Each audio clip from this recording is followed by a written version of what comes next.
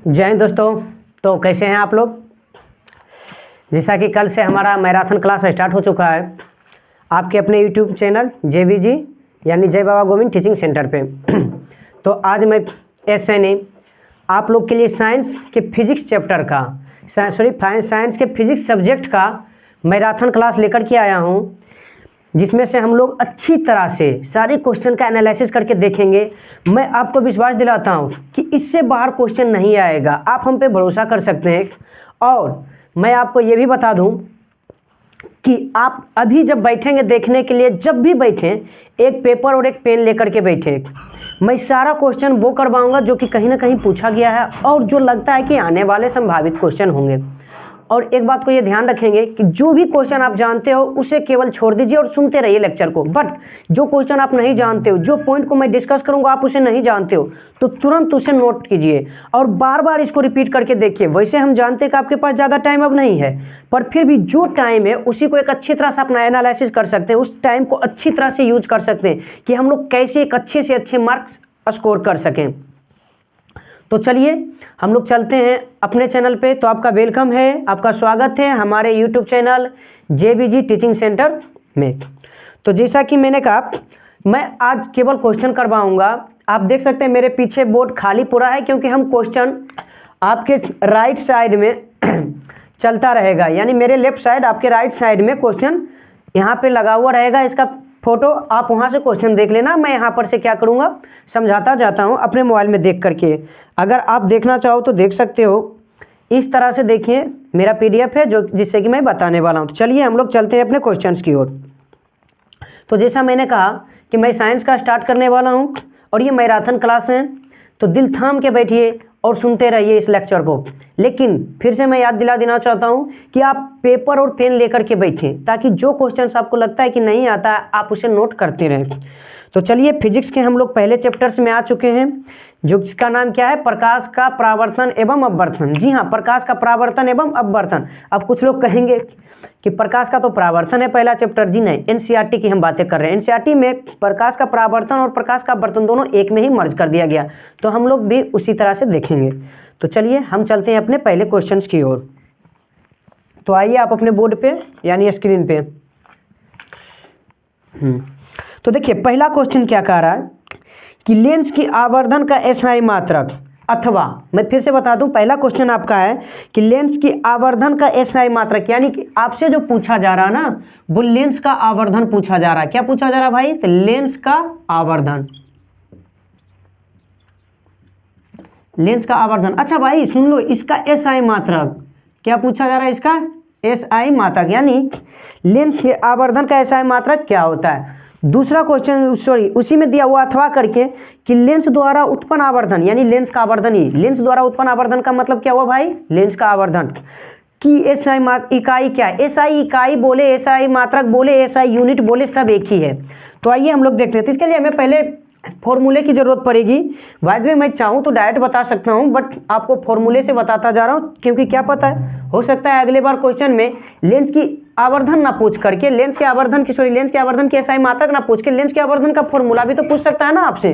तो आइए हम लोग डायरेक्ट फॉर्मूले पे चलते हैं। तो हम SI मात्रक देखेंगे, बट उससे पहले हम लेंस का क्या देखते हैं भाई? लेंस का आवर्धन। तो देखना, लेंस का आवर्धन बराबर क्या होता है? प्रतिबिंब।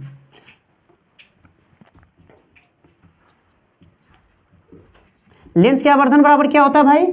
अगर आप लोग को याद है तो मैं बता दूं, आप लोग मेरे साथ बोलते जाइए। इससे क्या होगा, आपका रिपीट होता जाएगा, यानी कि आपका रिपीटेशन होता जाएगा, रिवीजन होता जाएगा अच्छी तरह से। तो चलिए लेंस का आवर्धन, जी हाँ मैं आपका बातें सुन रहा हूं, आप लोग बोलते जाइए, मेरे पास आपका आवाज आ जाएगा, टेंशन मत लीजिए, दिल का फीलिंग है, जुड़े हुए हम लोग एक दूसरे से। तो क्या है? प्रतिबिंब की ऊंचाई और बटे में क्या होता है भाई? वस्तु की ऊंचाई।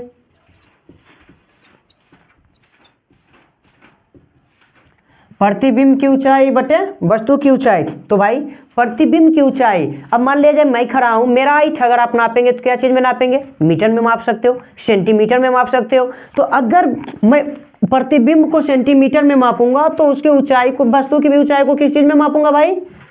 ये सॉरी हाँ सेंटीमीटर में ही ना, तो दोनों का तो देखो इकाई एक ही हो जाएगा। मान लीजिए हम इसको लिखते हैं इकाई, इसका मान लीजिए एक इकाई मात्रक है, तो इसका भी क्या मात्रक हो जाएगा, इकाई ही ना, और दोनों आपस में कट जाएगा, कट गया मतलब कुछ नहीं मात्रक होगा। इसका मतलब लेंस की एसआई मात्रक जो होता है वो क्या होता है भाई, मात्रक विहीन, मात्रक विहीन। तो लेंस का आवर्धन, सॉरी लेंस का आवर्धन जो है उसका एसआई मात्रक जो होगा भाई क्या होगा, मात्रक विहीन। यानी आपका ऑप्शन होगा डी, डी बोले तो देवरानी, डी फॉर देवरानी, यानी कि सही क्या होगा, मात्रक विहीन होगा। चलिए हम लोग अब नेक्स्ट क्वेश्चन की ओर चलते हैं। तो अगला हमारा क्वेश्चन क्या है, अवतल दर्पण की फोकस दूरी होती है भाई, अवतल दर्पण। तो थोड़ा अगर फिगर आप देखना चाहो तो देखो, ये हमारा अवतल दर्पण होगा, लेकिन कब, जब इसका बाहरी भाग कलई कर देंगे या रचित कर देंगे।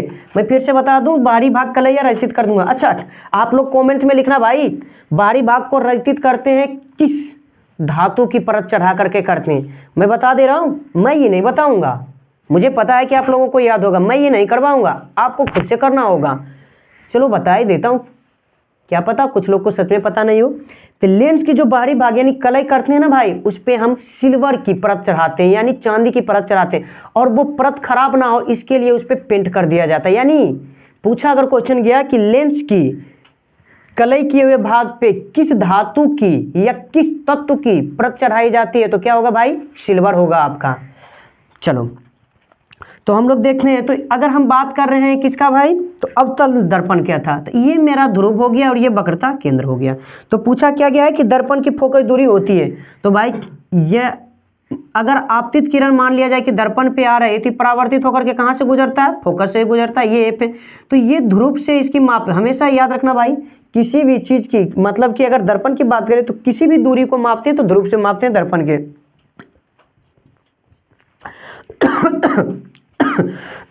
सॉरी, तो ये हो जाएगा आपका आर, आर कहने का मतलब ध्रुव से वक्रता केंद्र की दूरी, और ये आपका हो जाएगा एफ, और एफ कहने का मतलब ध्रुव से फोकस की दूरी।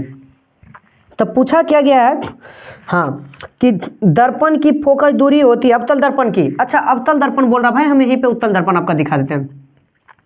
तो जिसका परावर्तक सतह उभरा हुआ रहता है वही मेरा उत्तल दर्पण कहलाता है, और ये तो मेरा अवतल हो गया, अवतल दर्पण।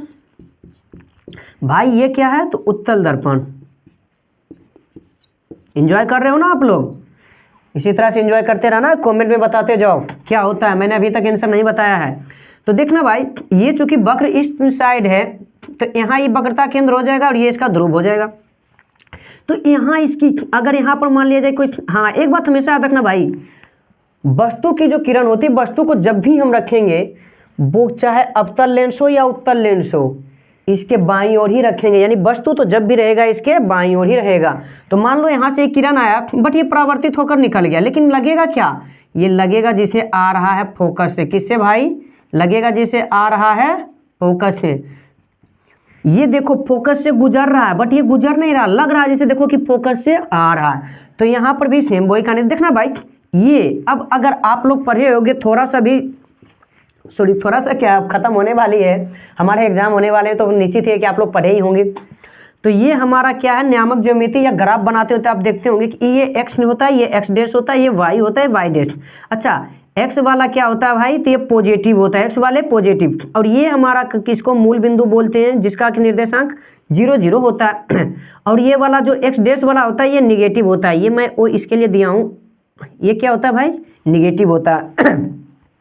तो देखना इसी में, ये मान लो कि दर्पण का पी है यानी ध्रुव है, तो अवतल लेंस में देखो फोकस ही ओर है ना, सॉरी अवतल दर्पण की फोकस बाईं ओर है हमारे ध्रुव से, तो इसका मतलब इसका फोकस दूरी जो होगा वो क्या होगा, ऋणात्मक। क्या होगा, ऋणात्मक। और जबकि उत्तल लेंस की बात करें तो ये दाईं ओर है, तो इसका जो होगा वो क्या होगा भाई, धनात्मक।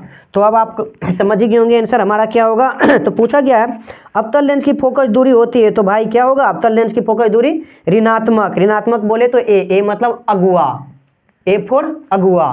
चलिए हम लोग अब अगले चलते हैं क्वेश्चन नंबर 3 की ओर। मैं इसको इरेज कर देता हूँ, मिटा देता हूँ। चलिए भाई, साथ ही साथ हम अपना तीसरा का क्वेश्चन भी पढ़ते हैं कि निम्नलिखित में कौन लेंस की क्षमता का मात्रक है। तो जैसा कि आप लोग जानते होंगे भाई कि लेंस की क्षमता का, सॉरी लेंस की लेंस की क्षमता का जो मात्रक होता है वो क्या होता है, डायोप्टर होता है। लेंस की क्षमता का मात्रक क्या होता है भाई, डायोप्टर होता है। अच्छा, लेंस की क्षमता का मात्रक पूछे या एसआई मात्रक पूछे, दोनों में डायोप्टर होता है। मैं एक बात आप लोग को बता देना चाहता हूं कि अगर आप लोग भारतीय वन बुक पढ़े होंगे तो उसमें दिया हुआ होगा कि लेंस की एसआई मात्रक मीटर इनवर्स होता है बट डायोप्टर नहीं होता है। बट मैं बता देना चाहता हूं कि मान्यता एनसीईआरटी बुक के प्राप्त है और एनसीईआरटी बुक का कहना है कि लेंस का एसआई मात्रक डायोप्टर भी होता है और मीटर इनवर्स भी होता है, तो दोनों होता है। मात्रक पूछे तो भी दोनों में से जो ऑप्शन दिखे भाई वो मार दो, और एसआई मात्रक पूछे तो भी दोनों में से जो दिखे वो मार दो। बाय द वे हमारे क्वेश्चन में डायोप्टर दिख रहा है सी में, सी फॉर छोटी बहू, सी फॉर छोटी बहू यानी डायोप्टर सी हो गया। तो देखना आप, अच्छा एक इसका फॉर्मूला भी होता है लेंस के क्षेत्रफल बराबर 1/f, यानी कि लेंस का जो क्षमता होता है वो क्या होता है भाई, तो उसके फोकस दूरी के व्युत्क्रम होती है, उसके फोकस दूरी के व्युत्क्रम होती है। कहने का मतलब मेरा क्या है, कहने का मतलब क्या है, ये जो होगा एक दूसरे के इन्वर्सली प्रोपोर्शनल होगा, यानी कि अगर फोकस दूरी बढ़ेगा तो लेंस का क्षमता क्या होगा भाई, घटता जाएगा। लेकिन अगर हम लेंस की फोकस दूरी को घटाते जाएं तो इसका क्षमता क्या होगा, बढ़ता जाएगा। यही रीजन है कि आने वाले क्वेश्चन में आपको दिखेंगे कि अवतल लेंस में एक क्वेश्चन पूछा गया, मैं वहां इसको डिस्कस अच्छी तरह से कर दूंगा। अभी हम लोग अपने क्वेश्चन की ओर लौटते हैं। तो मान लो कि फोकस, अच्छा ये फोकस जो है इसको मीटर में रखना है, किस चीज में रखना है भाई, मीटर में। तो देख लो ना 1/मीटर यानी मीटर इनवर्स हो गया ना। हम लोग जानते हैं कि जब कोई भी नीचे मतलब रहता है उसको हम ऊपर लेके जाते हैं तो उसके पावर माइनस में चला जाता है। तो यानी लेंस की क्षमता का अगर एसआई मात्रक पूछे या मात्रक पूछे तो भाई डायोप्टर, जिसे हम डी से सूचित करते हैं, या मीटर इनवर्स दोनों होगा। बाद में आपका ऑप्शन में डायोप्टर दिया हुआ है तो डायोप्टर होगा, जो कि ऑप्शन सी है, सी फॉर छोटी बहू। अगला हम क्वेश्चन नंबर 4 की ओर अगर चले तो 4 में दिया हुआ है निम्न में से किस लेंस की फोकस दूरी धनात्मक होती है। भाई अभी जस्ट मैंने डिस्कस किया था ना कि अपतल लेंस की फोकस दूरी ऋणात्मक थी, लेकिन उत्तल लेंस की फोकस दूरी क्या थी, धनात्मक थी। तो देखो भाई मैं तो ये नहीं बताने वाला हूँ, वहाँ समझा दिया था। अगर आपको समझ में नहीं आ रही तो वीडियो को थोड़ा पीछे करो और देख लो। चलो तो इसका मतलब है 4 का क्या होगा भाई, फोकस दूरी धनात्मक में क्या होगा, उत्तल लेंस, यानी ऑप्शन बी, बी फॉर बड़ी बहू।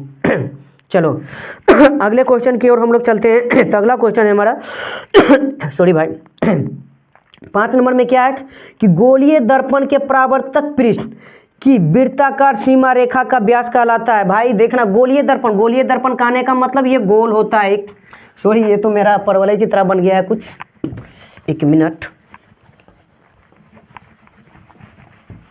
हाँ चलो देखना, गोलीय दर्पण बोला गया ना भाई। मान लो ये हमारा गोलीय, मान लो ना, मानने में क्या जाता है, मान लो ऐसे भी मैथ के स्टूडेंट हो गए, मान लिए है कि क्या है भाई हमारा गोलीय दर्पण है।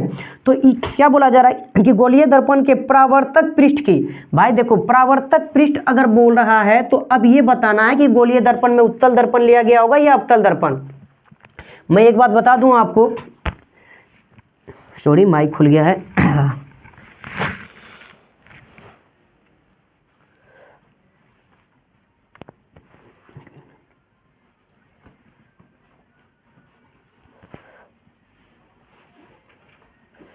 चलो भाई तो देखना मैं गोलीय दर्पण की बातें कर रहा हूँ, तो अगर मैं इसका बाहरी सतह को कलई कर देता हूँ, यानी रज्जित बाहरी सतह को कर रहा हूँ, और अगर इसका भीतरी सतह को कर रहा हूँ, तो पता ही आपको होगा कि भीतरी सतह रज्जित हुआ है तो इसका मतलब ये उत्तल दर्पण हो जाएगा। कौन सा दर्पण भाई, उत्तल दर्पण।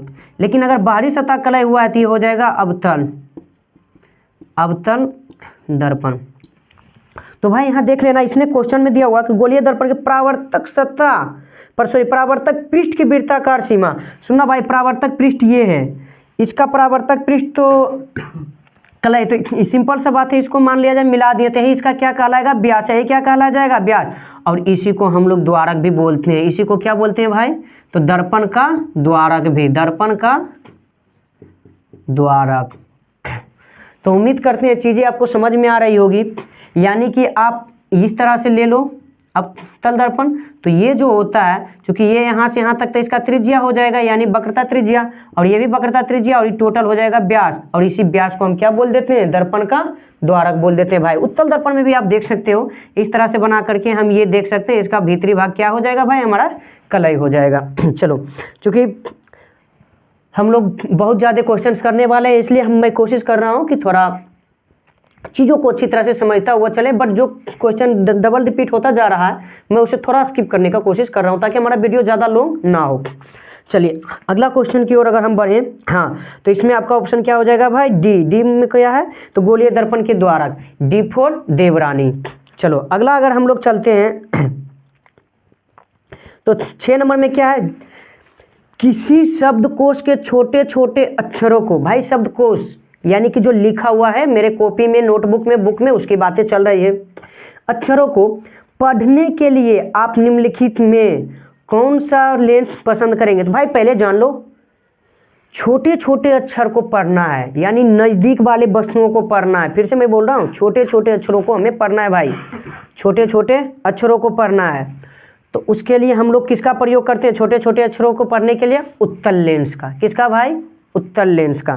सुनना फिर से, क्यों, क्योंकि उत्तल लेंस छोटे छोटे चीज़ों को बड़ा करके दिखाता है। क्योंकि उत्तल लेंस क्या करता है भाई, तो छोटे छोटे चीज़ों को बड़ा करके दिखाता है। अरे भाई यही तो रीज़न है कि खेत का जो काम करते हैं, चाहे अमीन हो गए हो या कोई भी हो, उसको देखना है कि हैंड लेंस रखते हैं, उस लेंस में भी उत्तल लेंस लगा हुआ होता है, उस लेंस में। अरे भाई जिस कैमरे से मैं वीडियो बना रहा हूँ ना, जो आप देख रहे हो, इसमें भी उत्तल लेंस लगा हुआ है। मेरी आंखें जो आपको दिखाई दे रही है, आपकी आंखें जो दिखाई दे रही है, इसमें भी उत्तल लेंस लगा हुआ है। यही रीजन है कि हम किसी भी छोटे छोटे चीज को एकदम स्पष्ट रूप से देख लेते हैं, वो भी बड़ा करके। तो चलो भाई हम लोग आगे बढ़ते हैं। तो देखना उत्तल लेंस की, लेकिन यहाँ एक और चीज दिया हुआ है भाई, उसमें फोकस दूरी दिया हुआ है। तो मैंने जस्ट अभी बताया था ना भाई कि फोकस दूरी P बराबर 1/f, फोकस दूरी जितना कम लेंगे उसकी क्षमता उतना ही अधिक रहेगी। तो भाई हमको स्पष्ट देखना है ना भाई, अच्छी तरह से देखना है ना, तो हम कोशिश क्या करेंगे कि फोकस दूरी कम हो, फोकस दूरी कम।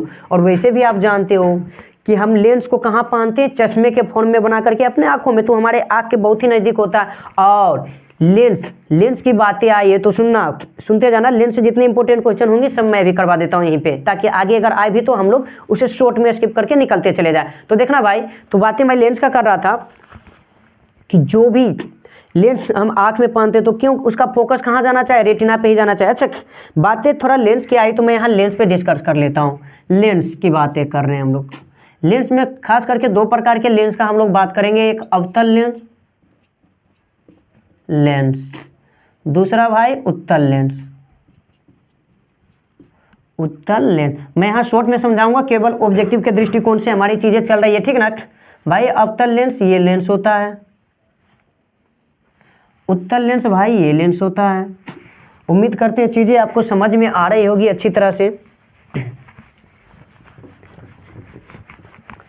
तो पहले की क्वेश्चन का आंसर आपका क्या हो गया भाई, तो क्वेश्चन का आंसर हो जाएगा 5 सेंटीमीटर फोकस दूरी का एक उत्तल लेंस। उत्तल लेंस छोटे छोटे चीज़ों को पढ़ने के लिए उत्तल लेंस और फोकस दूरी कम होना चाहिए, यानी कि ऑप्शन बी फॉर बड़ी बहू।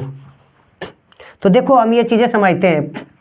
मान लो इस तरह से हमारा लेंस है, एक अवतल लेंस और दूसरा क्या है भाई, उत्तल लेंस है। तो हम चीज़ों को किस प्रकार से डिस्कस करेंगे, तो देखना यहाँ पर एक ये फिगर समझ में आ गया, उत्तल लेंस। अब हम पहले इसको अथी करते हैं, अवतल लेंस। अवतल लेंस भाई से एक चीज समझना, लगभग वो चीजें जो यहाँ अवतल लेंस करेंगे दर्पण में उत्तल दर्पण करेंगे, यानी अपोजिट होता है। इस चीज को कंफर्म करना भाई, अवतल लेंस के गुण लगभग अपोजिट में उत्तल लेंस दर्पण में हो जाएगा, और उत्तल लेंस की जो लगभग काम होती है वो अवतल दर्पण करते हैं। तो लेंस और दर्पण में कंफ्यूजन नहीं होना है, यानी कि हमें कहाँ चले जाना है, अपोजिट के पास चले जाना है। तो चलो आगे हम लोग देखते हैं। तो देखना इसके नाम में देखो 1 2 3 4 यानी कुल 4 अक्षर हैं। इसके नाम में देखना 1 2 3 यानी 3 अक्षर हैं, यानी ये 4 है और ये 3 है। तो भाई अब उत्तल लेंस से हम किस दृष्टि दोष को दूर करते हैं, तो देखो ना किस, 3 का 2 और 2 बोले तो दूर, 2 बोले तो दूर। अब भाई इसका देखना 4 का 3 और 3 बोले तो निकट। सुनते जाना भाई, बहुत सारी चीज आपको ट्रिकली मैं यूं ही हवा में उड़ा करके खत्म कर दूंगा, विश्वास करो आप, बस हम पे भरोसा करो और देखते जाओ हमारे वीडियो को। चलो हम लोग चलते हैं। देखो उत्तल लेंस 3 अक्षर से मिलकर बना है, तो कौन सा दृष्टि दोष को दूर करेगा, तो अपने से कम मतलब 3 से 2 लेटर जिसमें होगा 2 अक्षर। भाई दुर्घुकर को मत जोड़ना, ये मात्रक है, ये क्या है, मात्रक है, अक्षर नहीं है, ये मात्रा है। तो देखना सॉरी मात्रा होता है, मात्रक नहीं इसमें, देखना तो ये दूर दृष्टि दोष को दूर करेगा। जबकि अवतल लेंस में क्या है, 4 अक्षर है, तो ये 3 निकट, हर्षिकर जो है मात्रा है, तो 3 यानी निकट दृष्टि दोष को दूर करेगा। अब सुनना भाई, ये अवतल लेंस उत्तल लेंस से ज़्यादा बड़ा हो रहा है, इसमें 4 लेटर और इसमें 3 लेटर, तो ये होगा जो इसका कारण। अगला बात हम किस पे करेंगे भाई, कारण पे। ये था निवारण, निवारण यानी किस रोग का निवारण उत्तल लेंस का अवतल लेंस करता है, तो निकट दृष्टि दोष का। किस रोग का निवारण उत्तल लेंस करता है, तो दूरदृष्टि दोष का निवारण। अब हम बातें करेंगे कारण पे, किस पे भाई, कारण पे करेंगे। तो देखना बड़ा के लिए बड़ा, बड़ा कहने का मतलब, बड़ा कहने का मतलब ये भाई कि नेत्र लेंस, नेत्र लेंस और रेटिना, नेत्र लेंस और रेटिना के बीच की दूरी बढ़ जाएगा, बीच की दूरी बढ़ जाएगा, यानी नेत्र गोलक का लंबा हो जाना। भाई दूरी बढ़ रहा है, इसका मतलब आकार बड़ा हो रहा है, नेत्र गोलक का लंबा होना। इसका मतलब क्या है कि समझना, मान लो सॉरी यहाँ नहीं, चलो ऊपर ही बनाता हूँ। देखना भाई, मान लो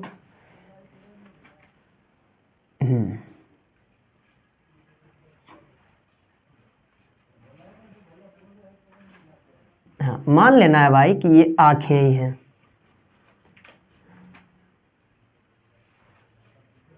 मान लेते हैं कि हम ये मनुष्य की आंखें हैं, तो आपको पता होगा इस तरह से होता है, और यहाँ जो इसका लास्ट वाला ये होता है, ये रेटिना होता है। ये क्या होता है भाई, रेटिना, और यहाँ जो लगा हुआ रहता है वो लेंस रहता है। तो क्या होता है, ये दोनों दूर होने लगते हैं, तो आपको पता होगा ये दोनों जब दूर होगा तो ये नीचे से गिर जाएगा, जिसके कारण क्या होता है, इसका नेत्र गोलक क्या होगा, लंबाई हो जाएगा। ये क्या होगा भाई, लंबा हो जाएगा। या दूसरा क्या होता है, नेत्र लेंस का ही मोटाई बढ़ जाना, नेत्र लेंस का क्या हो जाना, मोटा हो जाना। तो देखना, या दूसरा क्या है भाई,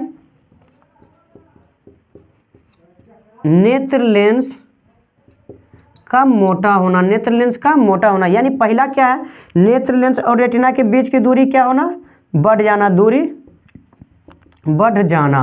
दूरी बढ़ जाना कहने का मतलब क्या है, नेत्र लेंस और रेटिना के बीच की दूरी बढ़ जाना मतलब नेत्र गोलक का लंबा हो जाना। इसी का मतलब क्या होता है भाई, नेत्र गोलक, यानी गोले के रूप में जो नेत्र रहता है उसका नेत्र गोलक का लंबा हो जाना। किसका क्या होगा, लंबा हो जाना, नेत्र गोलक का लंबा हो जाना। तो सुना, कोई भी चीज़ लंबा हो रहा है इसका मतलब आकार उसका बढ़ना। जैसे मान लो कि मोबाइल इतना बड़ा ही है, मात्र ये मोबाइल इतना सा है, इतनी छोटू सा ही मोबाइल है, अगर इसको खींच दूंगा तो बड़ू सा बन जाएगा ना। बड़ा जब बनेगा तो ये क्या होगा, लंबा, आकार मतलब बढ़ जाएगा, आकार बढ़ जाएगा, आकार बढ़ गया। नेत्र लेंस और रेटिना के बीच की दूरी बढ़ गया, मतलब कि नेत्र गोलक का लंबा होने, नहीं आकार बढ़ जाना। दूसरा क्या है, नेत्र लेंस का मोटा हो जाना, यानी कि मान लो यही मोबाइल है, इसको मोटा कर देंगे तो भी इसका आकार बढ़ रहा भाई, आयतन अधिक ले रहा है ना। तो अधिक वालों के लिए अधिक वाला यानी अवतल लेंस, यानी अवतल लेंस होने का कारण क्या है, नेत्र लेंस या रेटिना, नेत्र लेंस और रेटिना के बीच की दूरी का बढ़ जाना, या इसी को हम ऐसे कह सकते हैं नेत्र गोलक की लंबाई बढ़ जाना। और दूसरा क्या है भाई, नेत्र लेंस का मोटा हो जाना। सेम उसका इसमें क्या है, छोटा है तो छोटा इसमें होगा, यानी इसी का उल्टा कर देंगे भाई, नेत्र लेंस और रेटिना के बीच का दूरी क्या होना भाई, घट जाना, के बीच की दूरी घट जाना। यानी कि मेरा कहने का मतलब क्या होगा भाई, नेत्र गोलक का क्या हो जाना, तो कम हो जाना, यानी छोटा हो जाना। नेत्र गोलक का क्या हो जाना भाई, छोटा हो जाना। ये तो पहला कारण है। दूसरा कारण क्या होगा भाई, नेत्र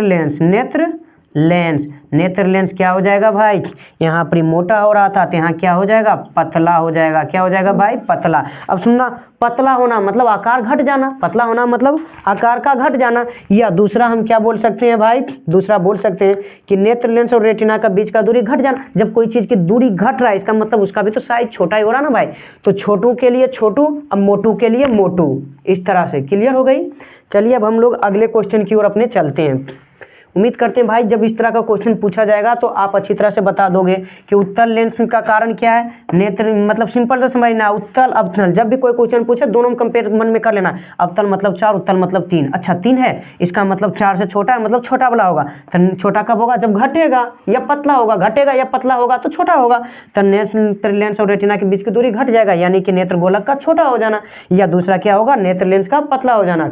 और अगर अवतल लेंस पूछा तो भाई उत्तल के पेयर अवतल करेंगे 3 3 4 तो ज़्यादा है, तो ज़्यादा है तो इसका मतलब क्या होगा, नेत्र लेंस और रेटिना के बीच का दूरी बढ़ जाना, बढ़ जाएगा मतलब ज़्यादा हो जाएगा, या नेत्र गोलक का लंबा हो जाना फिर उसमें भी ज़्यादा हो जाएगा, या नेत्र लेंस का मोटा हो जाना। अच्छा, ये तो कारण हुआ कि बड़ू के लिए बड़ू तो छोटू के लिए छोटू। लेकिन अगर इसमें पूछा जाए कि दोष, किस दोष को ठीक करता है भाई, तो उल्टा कर देना भाई, 4 का 3 3 का 2, यानी अवतल लेंस से हम निकट दृष्टि दोष को दूर करेंगे और उत्तल लेंस से दूर दृष्टि दोष को दूर करेंगे। अब ये आप लोग का काम है, कमेंट में भी जाओ और जल्दी लिखो दूर दृष्टि दोष क्या है, निकट दृष्टि दोष क्या है, जल्दी लिखना है। और ये भी लिखना है दृष्टि दोष कितने प्रकार के होता है। मैं सभी का कमेंट पढ़ूंगा, पक्का बता रहा हूँ, सभी का कमेंट पढ़ूंगा।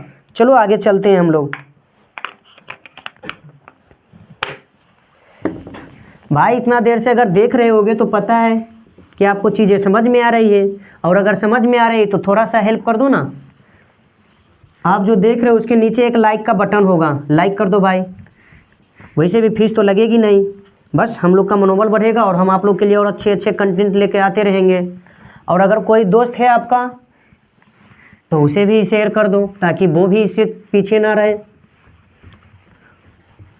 और वैसे भी ये कंपटीशन तो है नहीं कि एक का हो गया तो दूसरा का नहीं होगा, यहाँ तो सबका होने वाला है, सब अच्छे मार्क लाएंगे, कोई दिक्कत नहीं है। तो प्लीज़ शेयर भी कर दो। और भाई अगर नए हो तो प्लीज़ सब्सक्राइब कर लो, सब्सक्राइब करने में तो आपका कुछ जाएगा नहीं। और अच्छी बात है ना कि मैं जो भी वीडियो बनाऊँगा नोटिफिकेशन आपके पास पहले आ जाएगा। और मुझे ये विश्वास है कि आपको समझ में आ रही होगी। अगर नहीं आ रही है तो आप कमेंट करो भाई, आगे से मैं इस चीज़ों को सुधार करूँगा। चलो अगले क्वेश्चन की ओर हम लोग बढ़ते हैं। तो अगला क्वेश्चन हमारा क्या है, किस दर्पण से हमेशा वस्तु से छोटा प्रतिबिंब प्राप्त होता है। भाई वस्तु का हमेशा छोटा जब भी प्रतिबिंब बनेगा तो उत्तल दर्पण में बनेगा। उत्तल दर्पण क्यों, क्योंकि अवतल दर्पण में तीनों प्रकार का प्रतिबिंब बनता है। अगर बातें मैं प्रतिबिंब का करूं भाई, बातें अगर प्रतिबिंब का करूं तो देखना यहाँ पर थोड़ा प्रतिबिंब से भी हम लोग समझते हैं। प्रतिबिंब 2 प्रकार का, एक वास्तविक और दूसरा काल्पनिक। दूसरा क्या है, काल्पनिक। एक वास्तविक प्रतिबिंब, दूसरा काल्पनिक प्रतिबिंब। वास्तविक प्रतिबिंब किरणों के वास्तविक कटान से बनता है, जबकि काल्पनिक प्रतिबिंब वास्तव में कटता नहीं है भाई, केवल हमें प्रतीत होता है, महसूस होता है कि लगता है यहाँ कट रहा है। और यही रीजन है कि हम इसे टूटी हुई रेखाओं से या बिंदुओं से दिखाते हैं, जबकि वास्तविक प्रतिबिंब को एक सरल रेखा से दिखाया जाता है। बातें अगर कर रहे हो वास्तविक प्रतिबिंब का भाई, तो ये केवल और केवल एक ही लेंस में दर्पण में बनेगा। एक केवल और केवल क्या बनेगा भाई, एक ही दर्पण में। और उस दर्पण का नाम क्या है, मुझे पता है कि कुछ लोगों को तो पता ही है, बहुत सारे लोगों को पता है, तो जल्दी से कमेंट कर दो ना भाई, मैं भी तो देखूं पहले किसका कमेंट आ रहा है। तो क्या होगा भाई, अवतल दर्पण। यानी वास्तविक प्रतिबिंब जो बनता है वो किसमें बनता है, केवल अवतल प्रतिबिंब में। और एक बात जान लेना वास्तविक प्रतिबिंब के बारे में, ये जब भी बनेगा उल्टा बनेगा। अगर बिलीव नहीं हो रहा है तो आप अपने घर में जाओ, चम्मच उठाओ और चम्मच का जो भीतरी भाग है ना भाई, मैं बातें फिर से सुनना, प्रैक्टिकल करवा रहा हूँ, करके देखना बातें सही है या गलत। अपने घर जाओ, चम्मच स्पून को उठाओ, उसके भीतरी भागों में अपने शक्ल को देखो, देखना उल्टा दिखाई देगा। आपका सर ऊपर रहेगा बट वो नीचे बनाएगा, करके देखना, पता चल जाएगा। चलो आगे हम लोग बढ़ते हैं। तो और काल्पनिक प्रतिबिंब भाई सीधा बनता है, काल्पनिक प्रतिबिंब सीधा बनता है। और भाई जानते हैं जो चीज़ वास्तविक है वो वास्तविक है, इसलिए हम इसे पर्दा पे उतार सकते हैं वास्तविक प्रतिबिंब को, लेकिन काल्पनिक प्रतिबिंब को पर्दे पर नहीं उतार सकते हैं। तो ये केवल अवतल में। लेकिन काल्पनिक भाई तीनों दर्पण में। तीनों दर्पण बोलने का मतलब भाई तीनों दर्पण बोलने का मतलब अवतल दर्पण, उत्तल दर्पण और समतल दर्पण, तीनों में बनता है। कौन सा प्रतिबिंब भाई, तो काल्पनिक प्रतिबिंब तीनों में बनता है। तो उम्मीद करते हैं चीज़ें समझ में आ रही होगी। चलिए हम लोग देखते हैं हम लोग कहाँ थे अभी। तो हमारा क्वेश्चन क्या था कि किस दर्पण से हमेशा वस्तु का छोटा प्रतिबिंब बनेगा। भाई छोटा जब भी बनेगा तो वो बनेगा किसमें, उत्तल दर्पण में, उत्तल दर्पण में, ठीक ना। तो हमारा ऑप्शन क्या हो जाएगा, बी सही होगा, बी फॉर बड़ी बहू। चलो अच्छा, अगर यहाँ एक चीज़ और बता दूं, इसमें उत्तल और समतल, मैं अवतल की बातें नहीं कर रहा, उत्तल और समतल की बातें करूँ तो इसमें काल्पनिक बनता है तीनों में। लेकिन उत्तल एक ऐसा है जो छोटा प्रतिबिंब बनाता है, हमेशा क्या बनाएगा, उत्तल छोटा, और समतल हमेशा बराबर बनाता है। क्या बनाता है भाई, बराबर प्रतिबिंब। लेकिन अवतल की बातें करें तो तीनों प्रकार का प्रतिबिंब बना सकता है, बड़ा भी, छोटा भी और बराबर भी। अब ये आपका काम है कमेंट में तेजी से करो, कहाँ पे वस्तु को रखेंगे कि बड़ा प्रतिबिंब बनेगा, कहाँ पे वस्तु का रखेंगे कि छोटा प्रतिबिंब बनेगा, और कहाँ पे वस्तु को रखेंगे कि बराबर प्रतिबिंब बनेगा। भाई एक बात हमेशा याद रखना, कमेंट करते जाओगे और मेरे साथ आप भी बोलते जाओगे तो पक्का कह रहा हूँ आपका तैयारी बेस्ट हो जाएगा। और जो चीज़ें आप जान रहे हो ना, पता चल जाएगा आपको कि ये चीज़ें तो मैं जान ही रहा हूँ, और जो नहीं जानोगे उसे नोट कर लेना। सिंपल सी बातें हैं। चलो आगे चलते हैं अब हम लोग।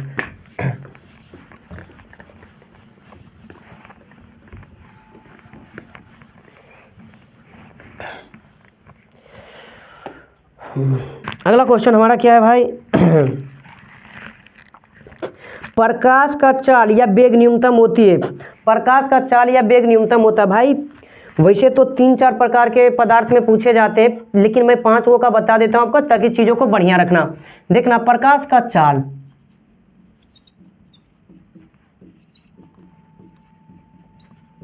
यानी वेग भाई, यानी वेग। तो सुनना, एक निर्वात होता है, वायु होता है, वायु के बाद जल होता है, जल के बाद कांच होता है, और बहुत सारा होता है, लेकिन हम बातें हीरा का कर रहे हैं। किसका बातें हम कर रहे हैं? हीरा का। ये 5 होते। देखना भाई, ये 5 जो हम लिखे हैं, मेरा क्वेश्चन क्या है? प्रकाश का चाल यानी वेग न्यूनतम होता है, तो भाई किस में होता है? तो देखना, बहुत सारे क्वेश्चंस में मैं एनसीईआरटी बीटीबीसी छोड़ करके बोल रहा हूँ। जैसे हमारा भारतीय वन बुक में दिया हुआ है कि निर्वात और वायु की जो चाल होती है वो लगभग सेम होती है, लेकिन एनसीईआरटी की मैं बातें कर रहा हूँ, फॉलो हम लोग एनसीईआरटी को करते हैं, तो उसमें स्पष्ट लिखा हुआ है कि वायु की अपेक्षा निर्वात की चाल थोड़ी अधिक होती है, यानी वायु में निर्वात की अपेक्षा चाल थोड़ी कम होती है। तो भाई कम है ना, कम है मतलब कम है। तो इसमें सबसे अधिक प्रकाश की जो चाल होगी वो किस में होगी भाई?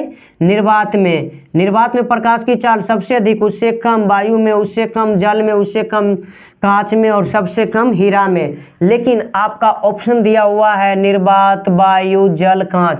तो अब आप लोग बता दो इस 4 के अनुसार से कि प्रकाश का चाल या वेग न्यूनतम किस में होगी भाई? तो कांच में होगी, कांच में। D फॉर देवरानी।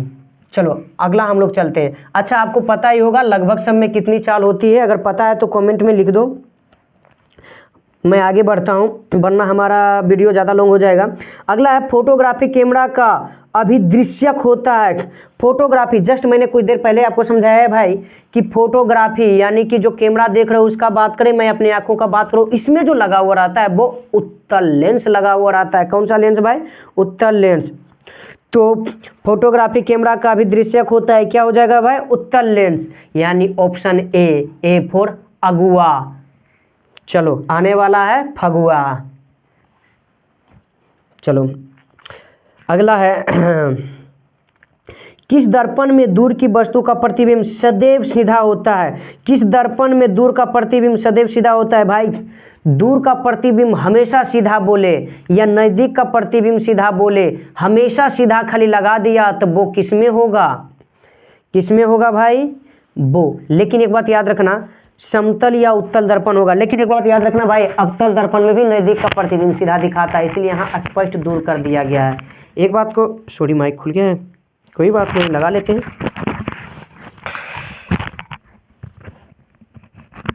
एक बात को ध्यान रखना भाई कि देखना यहाँ दूर क्यों लिखा है, हमेशा सीधा लिखा, बट दूर क्यों कर दिया है? क्योंकि निकट अगर कर देता तो आपको पता ही होगा कि अगर जो हम अवतल दर्पण के ध्रुव और फोकस के बीच में रखें यानी अवतल दर्पण के ध्रुव और फोकस के बीच में कोई वस्तु रखते हैं, तो इसका भी प्रतिबिंब दर्पण के पीछे जाकर के बनता है। कहाँ बनता है भाई? तो दर्पण के पीछे जाकर के बनता है। ये हमारा फोकस से ही होकर के गुजर जाता है, बट ये हमें लगता है कि और भी आगे से आ रहा। और ये अगर हम बातें इसकी करें तो ये वक्रता केंद्र होता है यहाँ पर, जो कि जाता है इसी पे लौट जाता है, लेकिन हमको लगता है, तो देख सकते हो भाई सीधा बन रहा है। क्या बन रहा है? सीधा। तो इसलिए नज़दीक की वस्तु नहीं बोला, दूर का वस्तु बोला। तो केवल और केवल किस में होगा? समतल दर्पण और उत्तल दर्पण, तो या तो समतल दर्पण या अथवा उत्तल दर्पण, ये ऑप्शन में दिया हुआ है, या तो समतल दर्पण अथवा उत्तल दर्पण। ये भी देखना भाई, इसमें मैं ये ऑप्शन चारों पर देता हूँ क्योंकि कुछ कंफ्यूजन भी यहाँ आ सकते हैं आप लोग को। केवल अवतल, केवल अवतल तो होगा नहीं क्योंकि निकट नहीं दूर बोल दिया, यही सी छटा गया। अगला केवल उत्तल, नहीं भाई समतल में भी सीधा ही बनता है। हाँ माना कि उत्तल दर्पण में जो बनता है वो छोटा बनता है और समतल दर्पण में बड़ा बनता है, लेकिन सीधा ही तो बनता है ना भाई, सीधा ही बनता है। तो ऑप्शन आपका डी हो जाएगा, डी फॉर देवरानी, या तो समतल अथवा उत्तल। अगले क्वेश्चन की ओर हम लोग बढ़े तो अगला क्वेश्चन हमारा क्या कह रहा, निम्न में से कौन किसी वस्तु का वास्तविक प्रतिबिंब बना सकता है, निम्न में से कौन किसी वस्तु का वास्तविक प्रतिबिंब बना सकता है। तो भाई मैंने कहा ना, दर्पण का उल्टा लेंस होता है। अगर दर्पण में मैंने बता दिया कि अवतल दर्पण जो होता है वास्तविक प्रतिबिंब बनाता है, तो इसका उल्टा करते हैं लेंस में। यानी मेरा कहने का मतलब ये भाई कि दर्पण, अगर कोई एक भी आप जान रहे हो तो दूसरा अपने आप निकाल सकते हो। दर्पण का उल्टा लेंस चलता है। अगर दर्पण में वास्तविक बनाने का काम किसका है, अवतल दर्पण का। वास्तविक कौन बनाता है भाई, वास्तविक प्रतिबिंब बनाता है अवतल दर्पण, तो इसमें क्या बोल देंगे, उत्तल लेंस। तो यानी वास्तविक प्रतिबिंब जो बनेगा लेंस में किसमें बनेगा, उत्तल लेंस में बनेगा। यानी कि अगर हम आपके ऑप्शन के अनुसार जाएं तो सी ऑप्शन उत्तल लेंस सही होगा, सी फॉर छोटी बहू। भाई बार बार बोल रहा हूँ, चीज़ों को, इन दोनों में से कोई एक को बढ़िया से याद कर लो और रिलेट करना एक दूसरे से। उल्टा होता है, अवतल दर्पण का उल्टा उत्तल लेंस और अवतल लेंस का उल्टा उत्तल दर्पण। चलो तो आगे हम लोग बढ़ते हैं। क्वेश्चन अगला हमारा कह रहा है, किसी बिंदु वस्तु से निकलकर किरणें किसी लेंस से अपवर्तित होकर जिस बिंदु पर मिलती है उसे क्या कहते हैं। भाई सुनना, किसी बिंदु वस्तु से, यानी मान लो कोई वस्तु है, मानते हैं हम कि कोई वस्तु है और किरणें निकली है उससे, यानी वस्तु से किरणें क्या हुई है, निकली है, तो लेंस से अपवर्तन होकर जिस बिंदु पर मिलती है उस बिंदु को क्या कहते हैं। तो भाई देखना, लेंस मान लिया जाए, कोई भी हम लेंस ले लेते हैं, मान लिया जाए हम उत्तल लेंस ले लिए। अच्छा अवतल लेंस में भी समझा देते हैं, क्या पता कुछ लोग खखोरा प्रवृत्ति होगा, वो बोलेगा इसका क्यों नहीं बताया, इसका मतलब नहीं जानता है। तो देखना, मान लो ये कोई वस्तु हमारा है, मान लेते हैं ये मेरा कोई वस्तु, तो यहाँ से तो ये गया और ये होकर के गुजर जाएगा। मान लिए ये एक प्रकाशीय केंद्र जो कि ओ होता है, इससे होकर गुजर के जाएगा और ये कटेगा यहाँ पर ही। दूसरा इसमें देखते हैं, मान लिया जाए कोई वस्तु है, यहाँ से गया यहाँ चला जाएगा, लेकिन हमको क्या लगेगा कि सॉरी डॉट लाइन से काल्पनिक रेखा कि यहाँ से आ रही है। दूसरा ये जो जाएगा यहाँ से क्या हो जाएगा, सीधा निकल जाएगा इस तरह से। तो कहने का मतलब मेरा क्या है, सुनना, यहाँ देखो लगभग कटा हुआ लग रहा है, तो ये जो कट रहा है ये अपवर्तित होकर ये क्या है, तो ये प्रतिबिंब की है। किसकी है भाई, प्रतिबिंब। तो हमारा जो ये होगा प्रतिबिंब बिंदु हो जाएगा। आंसर क्या होगा, प्रतिबिंब बिंदु। क्या पूछा है, किसी बिंदु वस्तु से निकलकर किरणें किसी उत्तल लेंस से अपवर्तित होकर, सॉरी किसी लेंस से अपवर्तित होकर, उत्तर नहीं दिया है भाई, अपवर्तित होकर जिस बिंदु पर मिलते हैं उसे क्या कहते हैं, तो उसे कहते हैं प्रतिबिंब बिंदु। आपका इसमें ऑप्शन दिया हुआ है, सॉरी मतलब आंसर गलत दिया हुआ है। लेंस का फोकस नहीं होगा भाई, लेंस का फोकस कब होगा, जब ये समांतर आ रही होगी एक किरण का, दोनों किरण से नहीं। और यहाँ पर दिया हुआ है, ये थोड़ी ना कि समांतर किरण आ रही है, इसीलिए हमारा आंसर होगा प्रतिबिंब बिंदु, यानी ऑप्शन सी सही होगा, सी फॉर छोटी बहू। अगला क्वेश्चन की ओर अगर हम बढ़ें तो किसी गोलीय दर्पण, भाई अब फिर से सुन लो, गोलीय दर्पण दो प्रकार का, एक अवतल दर्पण दूसरा उत्तल दर्पण, कि किसी पतले गोलीय लेंस से, पतले गोलीय लेंस ठीक है, दोनों की फोकस दूरियां -15 सेंटीमीटर है, तो दर्पण तथा लेंस संभावित है। सुन लेना भाई, -15 सेंटीमीटर, इसका मतलब ये दिखाना अंक, इससे हमको कोई मतलब नहीं, ये दिखाना चाह रहा है माइनस में है, तो माइनस में जो होगा वो अवतल का होता है। किसका भाई, अवतल का। अब कुछ व्यक्ति बोलेगा कि आप तो हर चीज़ बोले थे रिलेट करने के लिए इससे, तो अवतल ही दोनों क्यों, देखना बातें अवतल अगर हम करें तो वस्तु जब भी, हम बार बार बोल रहे हैं ना कि वस्तु जब भी रखाती है, बार बार बोल रहा हूँ, वस्तु जब भी रखाती है वस्तु जब भी रखाते हैं तो वो कहाँ रखाते है, लेंस हो या दर्पण हो उसके बाईं तरफ। तो इसकी फोकस दूरी है, मान लिया जाए ये इस तरह से दर्पण में गया और यहाँ से ये इस तरह से होके आ गया, देख रहे हो बाईं तरफ है, तो ये माइनस में होगा फोकस दूरी, किसका, अवतल दर्पण का। अगला है अवतल लेंस। अवतल लेंस का भी देखना भाई, ये इस तरह से गया, ये ऊपर चला जाता है, ये तो लगता है कि हमको यहाँ पर से आ रहा ना, तो ये भी देखो बाईं तरफ फिर आ गया ना। तो यानी कहने का मतलब हमको लगता है चीज़ें समझ में आपकी अच्छी तरह से नहीं आएगी। चलिए इसको हम बढ़िया से समझाते हैं।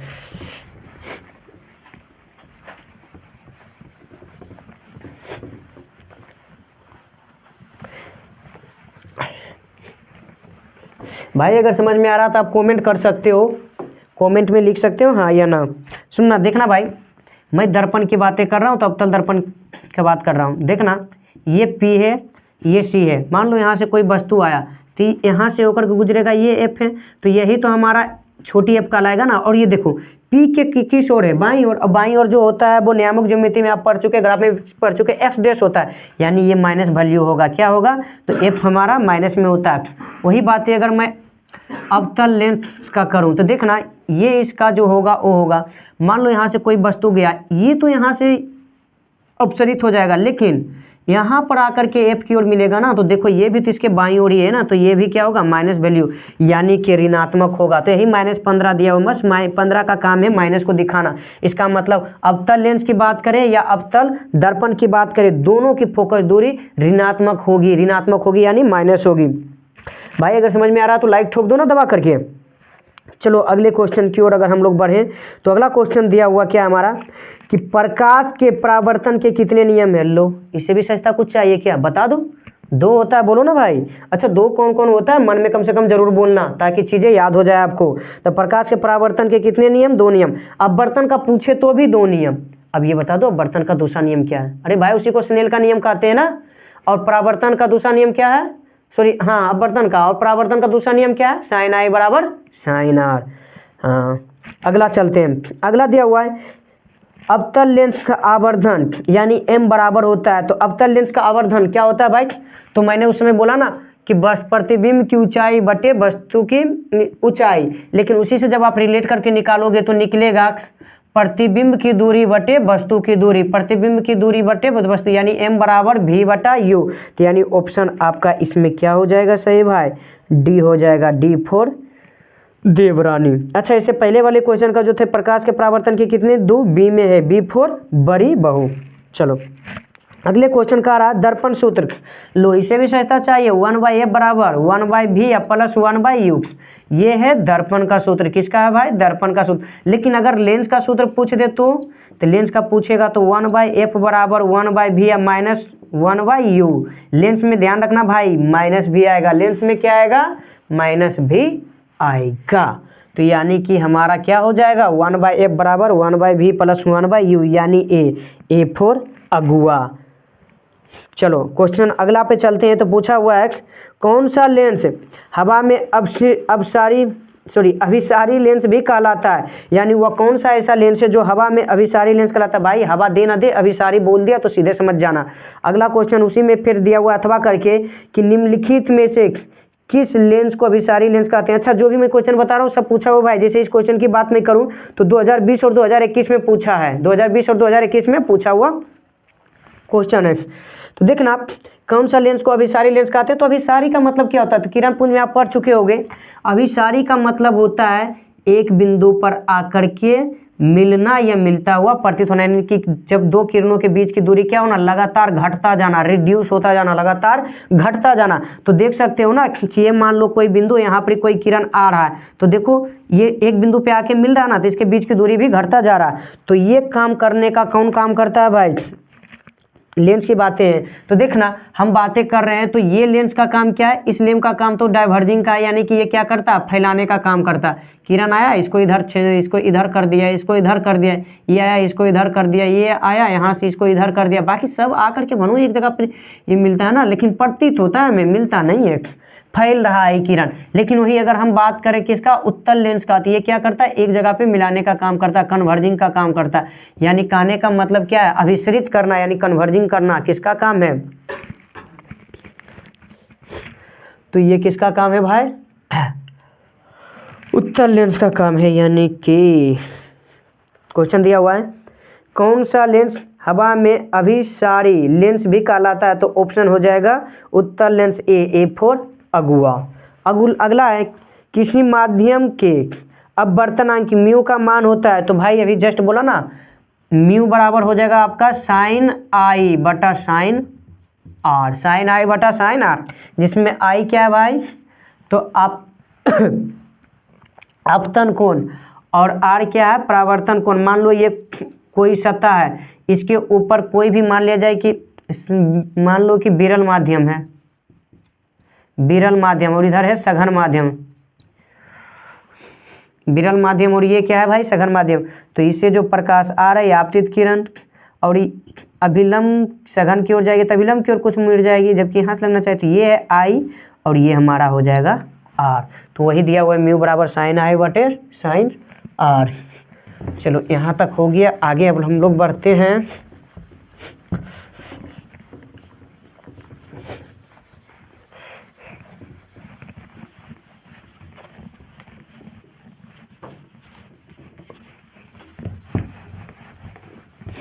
चलो तब तक हम लोग अगला क्वेश्चन कम से कम पढ़ लेते हैं। अगला क्वेश्चन क्या है कि लेंस के मुख्य फोकस की संख्या कितनी है। तो भाई लेंस में कुल कितने मुख्य फोकस होते हैं।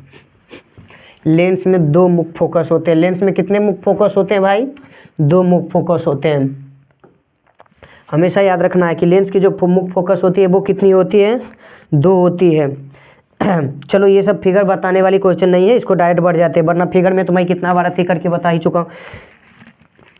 ये A4 हो गया अगुआ। अगला है प्रकाश के अपवर्तन के कितने नियम है भाई, 2 है। प्रकाश के अपवर्तन के 2 नियम है। बी ऑप्शन सही होगा, B4 बड़ी बहू। अगला है दाढ़ी बनाने में कौन सा दर्पण प्रयोग किया जाता है भाई, अवतल दर्पण। दाढ़ी बनाने में कौन सा दर्पण, अवतल दर्पण, यानी ऑप्शन सी C4 छोटी बहू। अच्छा यहाँ देख लेना एक चीज, अवतल दर्पण की बात कर रहा है तो कहाँ रखना है, तो अभी जस्ट बताए थे। अगर पूछेगा रखना कहाँ है वस्तु को, यानी दाढ़ी बनाने के लिए, तो ध्रुव और फोकस के बीच में, ध्रुव और फोकस के बीच में। तो अगला क्वेश्चन हमारा है प्रकाशिकी माध्यम कितने प्रकार के होते हैं। तो प्रकाशिकी माध्यम कितने प्रकार के होते हैं भाई, प्रकाश की माध्यम हमारे 3 प्रकार के होते हैं। प्रकाश की माध्यम कितने प्रकार के होते हैं, 3 प्रकार के होते हैं। अगला क्वेश्चन है यानी ऑप्शन सी होगा C4 छोटी बहू। अगला क्वेश्चन है समतल दर्पण की फोकस दूरी होती है। समतल दर्पण की फोकस दूरी अनंत होती है, यानी ऑप्शन है A4 अगुआ। जैसे मान लो कि ये अवतल दर्पण है, इसकी फोकस दूरी कुछ ना कुछ तो होगी, वक्रता केंद्र C है, P है, तो F होगा ना। लेकिन इसको और हल्का सीधा करो तो और दूर चला जाएगा, क्योंकि वक्र और भी आगे बढ़ता जाएगा ना। उसी तरह एक समय आएगा जब ये पूरे सीधा हो जाएगा तो पता चलेगा कहाँ है, पता ही नहीं चल रहा। तो इसका मतलब है फोकस दूरी इसका क्या हो जाएगा, अनंत हो जाएगा। और इसका त्रिज्या भी पूछेगा तो अनंत हो जाएगा, ठीक ना। तो समतल दर्पण की फोकस दूरी क्या होती है भाई, अनंत होती है। अगला है वायु में प्रकाश की चाल निर्वात की अपेक्षा क्या होती है, सेम। अभी जस्ट बोला ना मैंने कि आपका भारतीय वन में तो लगभग सेम दिया हुआ है, लेकिन हमें एनसीईआरटी को कवर करना है, तो एनसीईआरटी कम दिया हुआ है कि वायु में प्रकाश की चाल, वायु में प्रकाश की चाल निर्वात की अपेक्षा, निर्वात की अपेक्षा क्या होती है, तो वायु में प्रकाश की चाल यानी वायु में चल, इसमें निर्वात की अपेक्षा कम हो जाएगी, निर्वात की अपेक्षा वायु में कम होगी। ऑप्शन आपका यहाँ गलत दिया हुआ है, ए हो जाएगा इसका A4 अगुआ, कम हो जाएगा, ठीक ना भाई, सुधार लेना। अगला है निम्न में से कौन सा पदार्थ लेंस के लिए प्रयुक्त नहीं किया जा सकता। भाई अब इसमें तो निम्न जब दिया हुआ है तो हमको ऑप्शन देना होगा कि कौन सा पदार्थ है जो लेंस के लिए प्रयोग नहीं किया जाता। तो बस सिंपल सा बात है, कुछ भी दे सकता है ऑप्शन में। तो पहचानने का तरीका क्या है, जिसमें आर पार दिखाई दे, यानी पारदर्शक पदार्थ है तो होगा, नहीं है तो नहीं होगा, क्योंकि लेंस का काम ही क्या होता है, आर पार दिखाना। तो आपका जल है, जल तो आर पार दिखाता है तो ये तो होगा। अगला कांच है, कांच का भी काम है आर पार दिखाना, तो दिखाएगा। जैसे भाई देखो ना, जल के अंदर सिक्का रखा हुआ रख देते हैं तो दिखाई देता है ना। कांच की बात कर रहे हैं तो मान लो कि आप गाड़ी कोई भी चला रहे हो, 4 व्हीलर चला रहे हो, तो उसके आगे भी तो कांच लगा हो रहा था, जो आर पार तो देखो दिखाई देता है। लेकिन पीतल, पीतल दिखाई देता है भाई, नहीं, पीतल से दिखाई नहीं देता। तो इसका मतलब ऑप्शन सी, डी में तो है कोई नहीं, तो मेरा तो ऑप्शन सी है, तो C4 छोटी बहू। अगला है एक गोलीय दर्पण की फोकस दूरी +20 सेंटीमीटर है, +20 है, तो यह गोलीय दर्पण कैसा होगा भाई, प्लस फोकस दूरी प्लस, फोकस दूरी प्लस, तो बता दिया था प्लस वाला उत्तल दर्पण, प्लस वाला उत्तल दर्पण। तो आपका आंसर क्या हो जाएगा, A4 अगुआ। अगला है प्रकाश की चाल विभिन्न माध्यमों में क्या होती है। भाई प्रकाश की चाल अलग अलग माध्यम में अलग अलग होती है, जिसने अभी जस्ट ऊपर में लिखा था ना मैंने, निर्वात में अधिक होता है, वायु में उससे कम है, जल में उससे कम है, कांच में उससे कम है, और हीरा में सबसे कम है। सबसे कम हीरा और सबसे अधिक निर्वात होता है, ठीक ना भाई। तो इसका मतलब है माध्यम बदलने पर प्रकाश की चाल भी बदल जाती है। तो क्वेश्चन क्या दिया हुआ है, तो प्रकाश की चाल विभिन्न माध्यम में क्या होगी, भिन्न भिन्न होगी, यानी बी ऑप्शन सही होगा, B4 बड़ी बहू। अगला है तैलीय कागज होता है। भाई तैलीय कागज मतलब तेल से भिगा हुआ काजल, और आप तो जानते हो तेल से भिगा हुआ कागज क्या होता है, पारभासी पदार्थ, यानी कि पारभासी पदार्थ हो जाएगा, ऑप्शन सी। पारभाषक दिया हुआ यही सही होगा, ऑप्शन सी, C4 छोटी बहू। अगला है 30 नंबर, उत्तल दर्पण से बना काल्पनिक प्रतिबिंब होता है। भाई उत्तल दर्पण से बने या समतल दर्पण से बने, जब भी काल्पनिक प्रतिबिंब बनेगा तो वो उल्टा बनेगा, सीधा बनेगा। मैंने थोड़ा सी बता दिया। उत्तल दर्पण से यानी कि सिंपल सा बात याद रखना है, काल्पनिक प्रतिबिंब, बात ही आएगी काल्पनिक प्रतिबिंब का तो उल्टा बनेगा। क्या बनेगा? उल्टा। लेकिन अब इसमें ऑप्शन एक ये आ जाएगा कि उत्तल दर्पण अगर है तब तो छोटा प्रतिबिंब को बनाएगा, लेकिन अगर ये समतल है, समतल दर्पण है तो समान बनाएगा। तो अब काल्पनिक तो बन रहा है, बट किसके कैसा बन रहा है वो अब हमें देखना होगा। तो दिया हुआ है उत्तल दर्पण से तो छोटा बन जाएगा कंफर्म, उत्तल दर्पण से उल्टा बने, काल्पनिक है तो सीधा ना, उल्टा बोल दिए, यहाँ पर सुधार लेना, सीधा। काल्पनिक है तो सीधा, इसका मतलब सीधा और छोटा हो जाएगा। तो उत्तल दर्पण से बना काल्पनिक प्रतिबिंब क्या होगा भाई? सीधा एवं छोटा। छोटा को ही हराशित भी बोलते हैं। छोटा को क्या बोलते हैं भाई? हराशित। और बड़ा को आवर्धित बोलते हैं। तो ऑप्शन सी हो जाएगा, सीधा एवं हराशित, यानी सी बोले तो छोटी बहू। अगला है 31 नंबर क्वेश्चन आपका है, उत्तल लेंस में प्रतिबिंब बना होता है। भाई उत्तल लेंस में प्रतिबिंब कैसा बनता है? तो अभी जस्ट बोले थे ना, वास्तविक बनता है, हम लोग देख भी चुके थे, काल्पनिक भी बनेगा। तो कहने का मतलब उत्तल लेंस में क्या बनता है? वास्तविक तथा आभासी। सी सही होगा। बी दिया हुआ है भाई कि केवल और केवल जो बनता है आभासी, ये नहीं, गलत दिया हुआ है भाई, आभासी तथा वास्तविक दोनों बनता है, यानी ऑप्शन सी फॉर छोटी बहू हो जाएगा आपका। चलिए अगला हम लोग चलते हैं। तो अगला क्वेश्चन हमारा क्या कह रहा है भाई? अगला क्वेश्चन हमारा क्या कह रहा है? तो अगला क्वेश्चन हमारा कह रहा है अवतल दर्पण के सामने वस्तु को कहाँ रखा जाए जिससे प्रतिबिंब उल्टा, वास्तविक और समान आकार का बने? तो भाई अवतल दर्पण की बात कर रहा, तो हमेशा याद रखना अवतल दर्पण में सी यानी वक्रता केंद्र पे अगर हम किसी वस्तु को रखें तो इससे बना प्रतिबिंब जो होता है वो हमेशा एक दूसरे के उल्टा और आभासी होता है। एक दूसरे का हमेशा क्या होगा भाई? उल्टा भी बनेगा। इसको बढ़िया से नाप के हम लोग करेंगे, एक दूसरे के हमेशा उल्टा और बराबर। नापने का सबसे बेस्ट तरीका क्या है? इधर से देख लो एक कलम, यानी कहने का मतलब फिर से एक बार देखो, दिखा देता हूँ कैसे करना है इसको ताकि सही ढंग से बने। ये मान लो पी है, एक पेन माप लिया, ये आपका एफ कर दो, और ये एक पेन फिर मान लो और ये सी कर दो, क्योंकि हम लोग जानते हैं वक्रता के त्रिज्या जो होती है वो फोकस की कितनी होती है? तो फोकस की आधी होती है, फोकस की दुगनी होती है। तो ये आपका कोई वस्तु रखा हुआ है, यहाँ से ही सीधा जाएगा और ये फोकस से होकर के चला जाएगा। लेकिन सेम वही कहानी, अगर कोई वस्तु को हम फोकस पे लाएं तो ये फोकस से जब होता हुआ जाएगा तो ये भी क्या करेगा? इस तरह से, यानी कहने का मतलब क्या है? इस तरह से हो जाएगा, ठीक ना। चूंकि डायग्राम तो वहाँ पे हम स्केल से बनाएंगे तो चीज़ें वो तो सिंपल सा बस हमको याद रखना है कि अगर वक्रता केंद्र पर हो तो वस्तु का प्रतिबिंब जो बनेगा वास्तविक बनेगा, उल्टा और वस्तु के बराबर बनेगा। तो वक्रता केंद्र पर, यानी ऑप्शन सी फॉर छोटी बहू। अगला है प्रकाश की किरणें गमन करती है। प्रकाश की किरणें सदैव सीधा गमन करती है, यानी एक सरल रेखा में करती है, स्ट्रेट लाइन में करती है। तो सीधी रेखा में ऑप्शन ए हमारा सही है, ए फॉर अगुआ है। अगला है किसी दर्पण से आप चाहे कितनी ही दूर पर खड़े हो आपका प्रतिबिंब सदैव सीधा बनता है, तो संभवतः दर्पण क्या? भाई कितनों दूर पर रहे, नजदीक रहे, दूर रहे, अगर सदैव सीधा बन रहा है तो अभी जस्ट बोले थे समतल या उत्तल। तो समतल या उत्तल, ऑप्शन आपका क्या हो जाएगा? डी। ऑप्शन हाँ डी हो जाएगा, डी फॉर देवरानी। अगला है निम्नलिखित में से किसका अपवर्तनांक सबसे अधिक होता है? भाई प्रकाश की चाल जिसका सबसे कम होगा, अपवर्तनांक सबसे उसी का अधिक होगा। यानी प्रकाश की चाल सबसे कम किस में था? हीरा में था, इसका मतलब सबसे अधिक अपवर्तनांक हीरा का होगा, ठीक ना। तो ऑप्शन हमारा क्या हो जाएगा? डी फॉर देवरानी। अगला है निम्नलिखित में से किस माध्यम में प्रकाश की चाल सबसे अधिक होती है? तो प्रकाश की चाल सबसे अधिक अभी जस्ट बोला था मैंने, निर्वात में, यानी डी फॉर देवरानी। अगला है किसी कार का अग्रदीप में प्रयुक्त दर्पण निम्नलिखित में, अग्रदीप मतलब पहले ये समझ लेना भाई, अग्रदीप अग्र मतलब आगे और दीप मतलब जलने वाला, तो हो जाएगा हेड लाइट, हमारा हेडलाइट, ठीक ना। अग्रदीप मतलब हेडलाइट।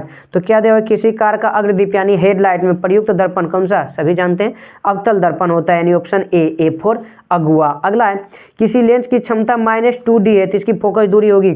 भाई लेंस की क्षमता यानी P दिया हुआ है -2D, और मैंने बता चुका है P बराबर 1/f।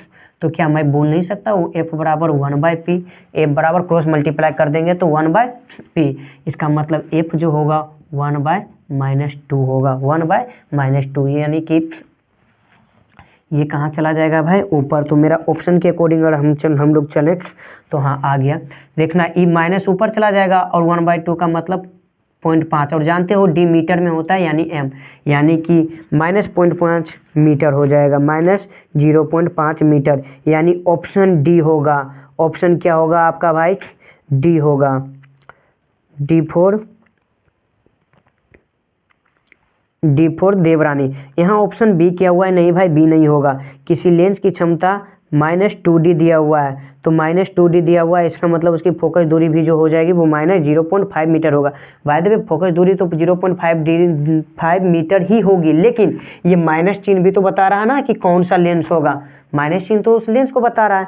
तो हमारा ऑप्शन डी जो दिया हुआ है -0.5 मीटर दिया हुआ है, जबकि बी में प्लस में दिया हुआ है 0.5 मीटर, तो बी नहीं होगा भाई, डी होगा, डी फॉर देवरानी होगा। आप चाहो तो रिलेट कर लो, देख लो ये चीज़ें। चलो आगे अब हम लोग चलते हैं। उत्तल दर्पण के सामने एक वस्तु को रखा गया है, उत्तल दर्पण के सामने एक वस्तु को रखा गया है, इसकी प्रतिबिंब की प्रकृति कैसी होगी। भाई उत्तल दर्पण है और इसके सामने अगर हम वस्तु रख देंगे तो पता है काल्पनिक बनेगा, और काल्पनिक बनेगा तो सीधा बनेगा, और उत्तल दर्पण है तो छोटा बनेगा। तो तीनों में से कुछ होगा, काल्पनिक है, हाँ भाई काल्पनिक बनेगा ना, ऑप्शन ए। देखना भाई उत्तल दर्पण में फिर आपका ऑप्शन दे दिया है बी, जो कि गलत होगा, वास्तविक तो कभी उत्तल दर्पण बनाएगा ही नहीं, ए होगा, ए फॉर अगुआ होगा। इसका मतलब है इसका भी आंसर गलत है, सही कर लेना भाई। देख रहे हो कितने गलत निकल रहे हैं, इसीलिए मैं सही करवा रहा हूँ, इसीलिए मैं करवा रहा हूँ। करवाने का मेरा मकसद यही है कि आप लोग गलत चीज़ें ना पढ़ करके जाएं और नंबर कटवा लें, आप सही चीज़ें पढ़ के जाएं। अच्छा, अगर कोई न्यू स्टूडेंट देख रहे हो तो उसके लिए एक अनाउंसमेंट है भाई, हम लोग के यूट्यूब पे यानी इसी यूट्यूब चैनल पे आपको जस्ट 10th का एग्जाम जैसा ही लोग का ख़त्म होगा, आप लोग के लिए वीडियो आना स्टार्ट होगा फुल डिटेल में। कुछ वीडियो दिया गया है, जा करके देख लो किस तरह से हम लोग पढ़ाते हैं, एकदम ढांसू अंदाज में पढ़ाएंगे, एकदम मस्त हो जाओगे पढ़ के। जिसमें मैं आपको मैथ और साइंस पढ़ाऊँगा, और आपके राम भैया जो कल मैराथन लिए थे छोटा सा इंट्रो के रूप में, वो आपको सोशल साइंस यानी कि सामाजिक विज्ञान पढ़ाएंगे। तो भाई हमारे चैनल से अगर नए हो तो भी जुड़े रहो, आपको बेनिफिट मिलने वाली है।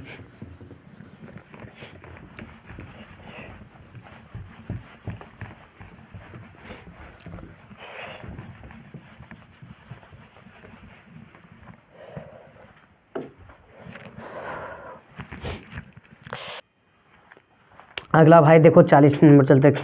किसी उत्तल लेंस की फोकस दूरी हमेशा होती है, तो भाई उत्तल लेंस फिर बोल दिया, तो फोकस दूरी उत्तल लेंस की क्या होती है, अभी जस्ट मैंने बोला था धनात्मक होता है, यानी उत्तल लेंस की जो फोकस दूरी होगी वो कौन सी होगी, वो धनात्मक होगी, यानी कि ए फॉर अगुआ, ठीक ना। तो देखो अभी जस्ट मैंने उसमें भी बोला था ना -0.5 आ गया, तो यानी कि ये कौन सा हो जाएगा मेरा अवतल लेंस हो जाता, तो इसलिए माइनस लगा हुआ ही रहेगा। अगला है, निम्न में से किस दर्पण की फोकस दूरी धनात्मक होती है, तो भाई फोकस दूरी धनात्मक जो होगी वो किस में होगी, तो उत्तल दर्पण में, केवल और केवल उत्तल दर्पण में। अच्छा, समतल दर्पण की फोकस दूरी, तो भाई इसका अनंत होता है, इसका पता ही नहीं चल रहा है, तो कैसे बता दे धनात्मक है ऋणात्मक, और अवतल का ऋणात्मक होता है, तो धनात्मक की बातें करेगी तो उत्तल दर्पण यानी बी फॉर बड़ी देवरानी। चलो अगला 42 नंबर है, किस दर्पण का उपयोग सामान्यतः वाहनों का पश्य दर्पण भाई ड्राइवर के ऊपर आप देखोगे तो इस तरह का रहेगा, साइड में आपको दिख भी जाएगा, ड्राइवर के ऊपर इस तरह से रहता है, जो कि पीछे वाले सीट जो खाली होती हैं उसे देखने के लिए वो यूज करते हैं, क्योंकि सड़क देखने के लिए तो वो साइड मिरर का यूज करते हैं। तो पश्य दर्पण जो होती है, पश्य दर्पण के रूप में प्रयोग किया जाता है, उस किसका किया जाता है भाई, तो उत्तल दर्पण का। क्यों, क्योंकि इसका विस्तार दृष्टि क्षेत्र होता है, यानी बड़े बड़े जगहों को छोटे से दर्पण में भी दिखा सकता है और स्पष्ट दिखा, क्योंकि छोटा प्रतिबिंब बनाता है तो छोटे छोटे करके बड़ा बड़ा चीज को भी दिखा देता है आसानी से।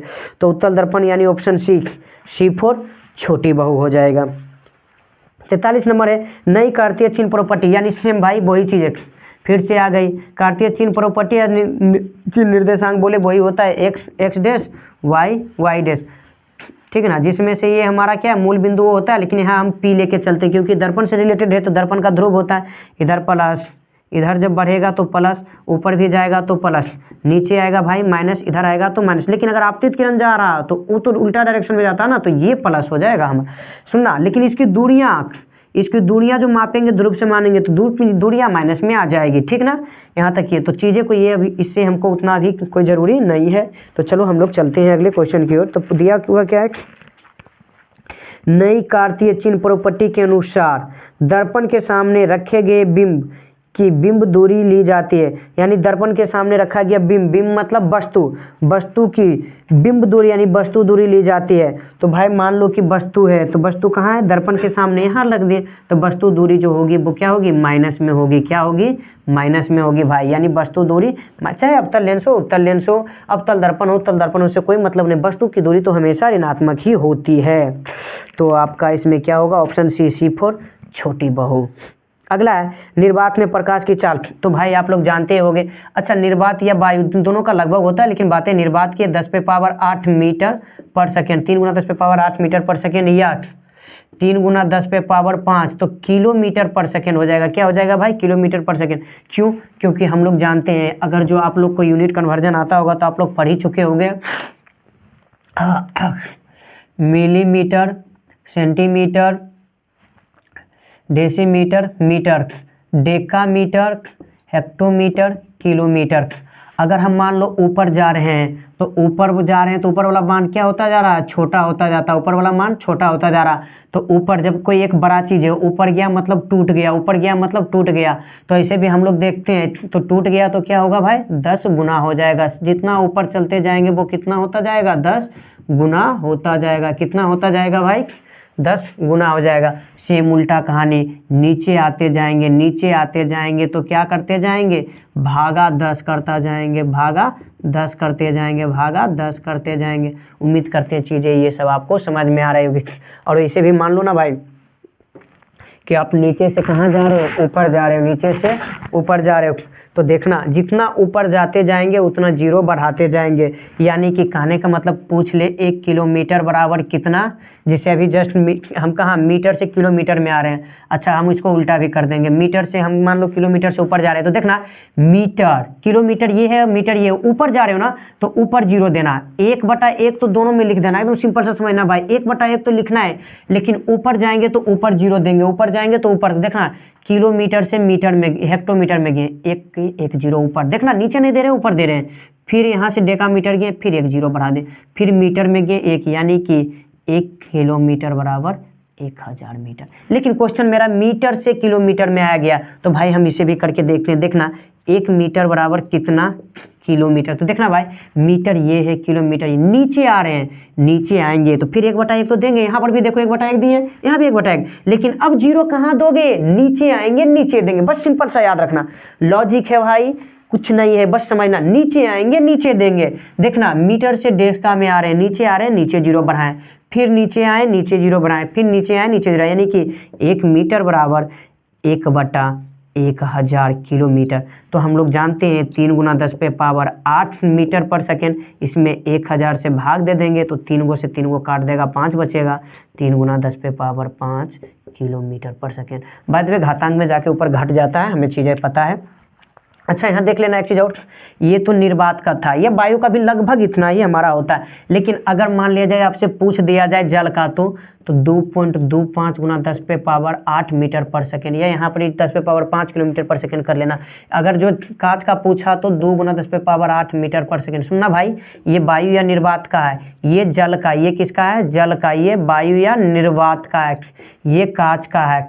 लेकिन अगर वही आपसे पूछ दे हीरा का, तो लगभग 1.2/5 यानी कि 1.25 × 10⁸ मीटर पर सेकेंड, ये भाई हीरा का है, जो कि सबसे कम इसका है और सबसे अधिक इसका है। तो उम्मीद करते हैं आप लोग यहाँ तक आ गए होंगे। तो चलिए हम लोग आगे चलते हैं। तो हमारा क्वेश्चन क्या था कि निर्वात में, तो हो जाएगा 3 × 10⁸ मीटर पर सेकेंड, यानी ऑप्शन ए फॉर अगुआ। अगला है पानी में डूबे एक उत्तल लेंस की फोकस दूरी हवा में उसकी फोकस दूरी की अपेक्षा क्या होगी। तो भाई पानी में डूब गया है, तो सुनना पानी में जैसे ही डूबा है, क्योंकि पानी क्या है, लेंस और मतलब कि मान लो कि ये हमारा कोई कंटेनर है, इसके अंदर क्या है भाई, पानी भरा हुआ है, इसमें कोई लेंस डूब गया। अच्छा कौन सा लेंस दिया हुआ है ये भी थोड़ा देख लेते हैं। उत्तल लेंस है। तो देखना भाई, चूंकि ऊपर तो वायु सघन होता है लेकिन नीचे पानी क्या है, इसके माध्यम में सॉरी वायु विरल होता है। वायु क्या होता है भाई, विरल, लेकिन नीचे पानी है यानी जल है, तो ये तो सघन माध्यम होता है ना इसकी अपेक्षा। तो क्या फोकस दूरी इसका क्या होगा, कुछ परिवर्तित होगा या नहीं होगा भाई, जरूर परिवर्तित होगा, एकदम परिवर्तित होगा, फोकस दूरी में परिवर्तित होगा। तो पूछा गया है क्या, अधिक होगा, कम होगा, और परिवर्तित रहेगा या कुछ नहीं। तो भाई फोकस दूरी जो वायु में ज़्यादा दूर तक हो सकता था, इसका फोकस दूरी और कम, क्योंकि और सघन होगा और कम होगा, और सघन होगा और कम होगा, जिससे मैंने बताया था कि नेत्र लेंस का मोटा हो जाना। देखना, नेत्र लेंस जब हमारा मोटा हो जाता है, नेत्र लेंस हमारा मोटा हो जाता है तो ये क्या करता है, रेटिना पर पहुंचने ही नहीं देता है, किरणों को रेटिना पर पहुंचने नहीं देता है, जिसके कारण ही हम अवतल लेंस का प्रयोग करते हैं, जो किरणों क्या करता है, पहले फैलाने का काम करता है, और जब ये लेंस पे जाता है तब फिर इसे अति करता है, सिकुड़ता है। यानी इसकी फोकस दूरी देख रहे हो, मोटा होने के कारण क्या हो गया, कम हो गया। तो भाई सघन माध्यम में जब जाएगा तो ऑटोमेटिक मोटा की तरह ही व्यवहार करेगा, तो इसका मतलब इसका फोकस दूरी घट जाएगा यानी कम हो जाएगा, घट जाएगा यानी कम हो जाएगा। तो भाई क्या हो जाएगा आपका, कम होती यानी बी फॉर बड़ी बहू। अगला है 46 नंबर, एक उत्तल लेंस की क्षमता 1 डायोप्टर है तो उस लेंस की फोकस दूरी होगी। भाई क्षमता यानी फिर से वही प्रश्न दे दिया है भाई, P बराबर 1 डायोप्टर डी, तो हम लोग जानते हैं P बराबर 1/f, तो F बराबर 1/P यानी कि 1/1, तो ये तो मीटर में हो जाएगा। तो भाई 1 से 1 में भाग देंगे तो 1 ही रह जाएगा, 1 मीटर इन्वर्स हो जाएगा, सॉरी 1 मीटर हो जाएगा। क्या हो जाएगा भाई, 1 मीटर इसका मीटर होता है, 1 मीटर रह जाएगा। तो कहने का मतलब मेरा क्या है,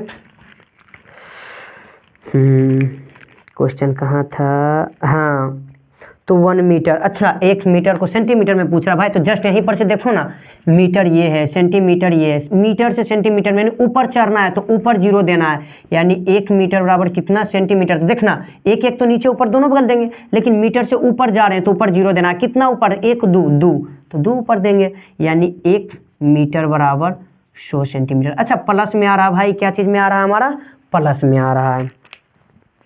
तो कहाँ थे हम लोग, हाँ 1 डायोप्टर तक, तो प्लस में, यानी ऑप्शन सी हो जाएगा आपका सही, सी फॉर छोटी बहू। अगला 47 नंबर की अगर हम बातें करें तो 47 में दिया हुआ है, निम्नलिखित में से कौन उत्तल दर्पण की फोकस दूरी है जिसकी वक्रता त्रिज्या 32 सेंटीमीटर है। भाई सुनना, उत्तल दर्पण की फोकस दूरी बोल रहे जिसकी वक्रता त्रिज्या 32 सेंटीमीटर, तो आप लोग जानते ही होंगे F बराबर R/2, और वक्रता त्रिज्या कितना दिया हुआ है भाई, कहाँ गया क्वेश्चन, कहाँ गया, हाँ वक्रता त्रिज्या दिया हुआ है 32 सेंटीमीटर, तो 32 सेंटीमीटर बाई 2 बराबर 16 सेंटीमीटर, बराबर भाई 16 सेंटीमीटर। अच्छा बोला हुआ है उत्तल दर्पण, तो उत्तल दर्पण की फोकस दूरी धनात्मक होती है तो प्लस में होगी, यानी सी में है प्लस 16 सेंटीमीटर, सी फॉर छोटी बहू। 48 में है कौन सा लेंस अपसारी लेंस भी कहलाती है। अभी जस्ट बोले थे भाई, अपसारी का मतलब क्या होता है, फैलाना, बिंदुओं को फैलाना, सॉरी किरणों को फैलाना। तो फैलाने का काम किसका है भाई, अवतल लेंस का। अवतल लेंस का काम क्या है, किरणों को फैलाना। तो हमारा जो अपसारी लेंस कहलाएगा वो कौन कहलाएगा, अवतल लेंस। लेकिन अभिसारी पूछेगा तो अभिसारी पूछेगा तो उत्तल लेंस। उम्मीद करते हैं यहाँ तक आप लोग को समझ में आ गया होगा। तो अभिसारी उत्तल लेंस, लेकिन पूछा हुआ है अवतल लेंस, सॉरी अपसारी लेंस, तो होगा अवतल लेंस, यानी ए फॉर अगुआ। अगला 49 नंबर है, दंत विशेषज्ञ किस दर्पण का उपयोग मरीज के दांत का बड़ा प्रतिबिंब देखने के लिए करता है। तो अभी जस्ट बोले थे ना, छोटा उत्तल में बनता है, बराबर समतल दर्पण में बनता है, तो इसका मतलब बड़ा जब भी बनेगा तो अवतल दर्पण में बढ़ेगा, तो इसका मतलब प्रयोग किसका करेगा भाई, अवतल दर्पण का, यानी बी फॉर बड़ी बहू। अगला और हमारा लास्ट क्वेश्चन है इसका, हम लोग लास्ट क्वेश्चन पे जा रहे हैं भाई। लाइक कर दो, फटाफट लाइक कर दो, सब्सक्राइब भी कर लो हमारे चैनल को, ताकि हम फिर नेक्स्ट वीडियो लेकर के आएँ तो आपसे मुलाकात हमारी हो पाए। और सुन लो, पढ़ने में अगर एंजॉय मिल रहा है ना तो कमेंट जरूर करना, जो भी हो भाई प्लीज़ कमेंट कर देना, क्योंकि आपके कमेंट को पढ़ करके दिल गदगद हो जाता है, और कुछ अच्छी चीज़ें ही लिखना, ठीक ना। चलो आगे हम लोग चलते हैं 50 नंबर और आज का लास्ट क्वेश्चन। यदि किसी बिंब मतलब वस्तु का प्रतिबिंब का आवर्धन ऋणात्मक है, इसका मतलब क्या, बिंब का प्रतिबिंब जो उसका आवर्धन क्या है भाई, ऋणात्मक है, तो उस प्रतिबिंब की प्रकृति क्या होगी भाई। प्रतिबिंब अगर ऋणात्मक आ रहे तो ऋणात्मक किस में आती है, तो हम लोग जानते हैं, हम लोग क्या जानते हैं भाई, देखना सॉरी, एच डैश बटा एच होता है प्रतिबिंब। प्रतिबिंब क्या होता है, एच डैश बटा एच, एच डैश बटा एच। और चूंकि हम लोग जानते हैं कि वस्तु भी इधर ही है, मतलब कि वस्तु ऋणात्मक में ही होता है, सॉरी ऋणात्मक में कह रहा है, यानी कि एच डैश बाई एच है ना, वस्तु की ऊंचाई सॉरी है। तो हम बातें ये कर लेंगे ना यहाँ पे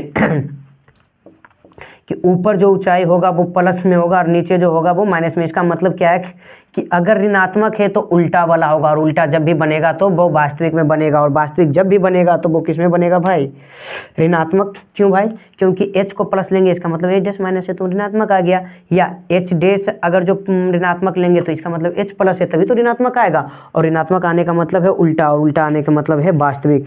तो मेरा क्वेश्चन क्या था कि यदि किसी बिंब का प्रतिबिंब का आवर्धन ऋणात्मक है, यानी ऋणात्मक है, तो उस प्रतिबिंब की प्रकृति क्या होगी। प्रकृति क्या है, ऋणात्मक है, तो इसका मतलब वास्तविक है, और उल्टा है, वास्तविक और उल्टा, यानी ए फोर अगुआ। अगर इसमें दर्पण का भी पूछा जाता तो पता चल जाता भाई, क्योंकि वास्तविक और उल्टा अवतल दर्पण में बनता है। तो आज की क्लास यहीं तक, आज की सेवाएं हमारे तरफ से यहीं तक। आपके जो भी PDF थे जो मैं बता रहा था वो आपके साइड दाहिने ओर, सॉरी बाएं ओर, यानी कि आपके दाहिने ओर हमारे बाएं ओर चल रहे होंगे, यानी कि यहीं पे क्वेश्चन होगा, आप लोग देख लीजिएगा, कर लीजिएगा। और भाई अगर जो आप लोग को कोई चीज़ लगता होगा कि थोड़ा कम समझ में आया है तो आप कमेंट करो, या उसे बार बार देखो, हमें पता है कि समझ में आ जाएगी, क्योंकि मैंने अपनी तरफ से पूरा प्रयास किया, पूरा एफर्ट लगाया है ताकि आप चीज़ों को समझ सको। बस मैं आपसे यही कहूँगा कि जब तक एग्जाम नहीं होता आप हमारे चैनल के साथ जुड़े रहें, आपकी प्रत्येक ऑब्जेक्टिव क्वेश्चंस को करवाया जाएगा, चाहे वो मैथ हो, साइंस हो या सोशल साइंस हो, तीनों में बेस्ट नंबर आप लेकर। विश्वास दिलाता हूँ कि मैंने जो बताया है ना उससे ज़रूर क्वेश्चन पूछिएगा, भरोसा रखो भाई। तो हमारे चैनल को ज़रूर से ज़रूर सब्सक्राइब कर लो, और लाइक तो वीडियो को ज़रूर करना भाई, क्योंकि यही आपकी फीस है, लाइक ज़रूर कर देना। मैं आपके लिए इतना मेहनत करके बनाता हूँ, लाइक ज़रूर कर देना, सब्सक्राइब कर दो, और जो भी आपके फ्रेंड्स है, रिलेटिव है, जो भी कोई है आपके नेबर है, उसके पास ज़रूर शेयर कर दो भाई। तो चलते हैं, आज के लिए यहीं तक था, आगे हमारी मुलाकात होगी, तब तक के लिए तैयारी करते रहें, वीडियो को देखते रहें, और अच्छी से जो चीज़ें समझ में आ रही है बट आपको याद नहीं था, उसे पेन और पेपर लेकर के नोट करते हैं, लेकिन शॉर्ट में नोट करना भाई, ताकि तुरंत याद हो सके, क्विकली एकदम हो सके। इसी के बाद हम अपनी बातों को विराम करते हैं, और हम लोग अब अगली वीडियो में मिलेंगे। जय हिंद, जय भारत, थैंक यू।